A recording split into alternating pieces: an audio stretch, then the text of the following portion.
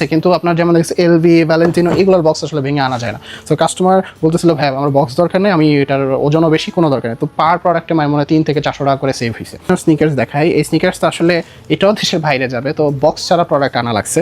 কাস্টমারের কথা ছিল ভাই বক্স লাগবে না, কারণ এই স্নিকার্সটা আমি যদি 10 টাকা দিয়ে কিনি এটার 2 টাকায় চলে যাচ্ছিল বক্সের পেছনে, আনা নেওয়া এই খরচগুলো বক্সের পেছনে চলে যায় 2 টাকা বাংলাদেশে আসতে আসতে। ঠিক আছে, কিনছি 10 টাকা, শিপিং চার্জ 5 টাকা, তার মাঝখান দিয়ে বক্স যদি না আনি অ্যাটলিস্ট 2 টাকা সেভ হয়। কারণ এই বক্সগুলো হয় মোটা বক্স, যেমন আমি দেখাই, যেমন নাইকির যে বক্সগুলো আছে এগুলো দেখা গেছে যে ভেঙে আনা যায়।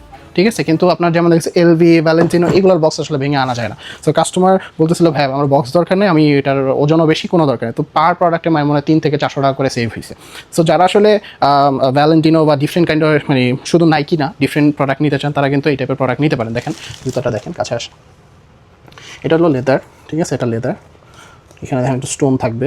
ঠিক আছে, 39 সাইজ, ভেতরে আসলে লেখা আছে ব্র্যান্ডের নাম।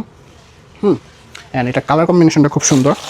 এটার সাথে বেসিক্যালি আপনি এটা খুব মানে ব্রাউন কালার একটা ভ্যালেন্টিনোর বক্স পাবেন, প্লাস হচ্ছে কিছু অ্যাক্সেসরিজ থাকে, ডাস্ট ব্যাগ থাকে, বাট কিছুই আনা হয় না, জাস্ট শুজটা আনা হয়েছে।